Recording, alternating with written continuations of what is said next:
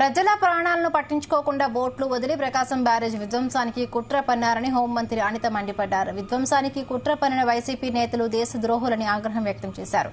ప్రకృతి వైపరీత్యాల పట్ల అప్రమత్తంగా ఉండాలన్నారు హోంమంత్రి వంగల్పూడి అనిత.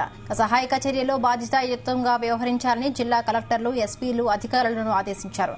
వైపరీత్యాల సమయంలో ఎటువంటి ప్రాణ ఆస్తి నష్టం వాటిల్లకుండా ముందస్తు చర్యలు చేపట్టారని తెలిపారు. గ్రామాల్లో ఆపద మిత్ర బృందాలు ఏర్పాటు చేయాలని, కంట్రోల్ రూముల్లో శాశ్వత టోల్ ఫ్రీ నెంబర్లు ఉండాలన్నారు. ప్రతికూల పరిస్థితుల్లో మత్స్యకారులు వేటకు వెళ్లకుండా చేయటమే కాకుండా రక్షణ సహాయక చర్యలో ఎన్డీఆర్ఎఫ్, ఎస్డీఆర్ఎఫ్ బృందాలతో పాటు మత్స్యకారుల బోట్లను కూడా వినియోగించుకోకుండా చర్యలు తీసుకోవాలని తెలిపారు.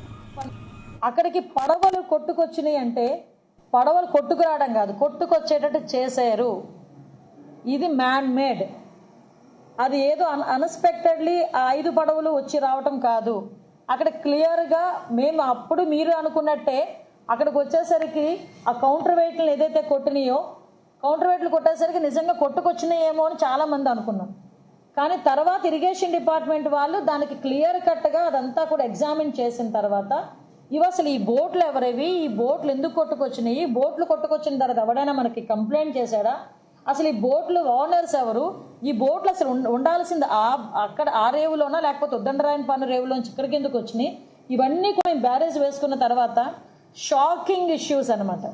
లిటరల్లీ చెప్పాలంటే అంటే ఒక ఇప్పుడున్న చంద్రబాబు నాయుడు గారి గవర్నమెంట్ మీద, ఎన్డీఏ గవర్నమెంట్ మీద బురద జల్లటానికి, ఏదో ఒక రకంగా నెపం వేయటానికి, ప్రజల ప్రాణాలని కూడా లెక్క చేయకుండా వాళ్ళు విధ్వంసం సృష్టించడానికి రెడీ అయ్యారు అంటే అలాంటి వాళ్ళని దేశ ద్రోహుల కింద తీసుకోవాల్సిన పరిస్థితి ఈరోజు మనందరికీ కూడా కనిపిస్తుంది.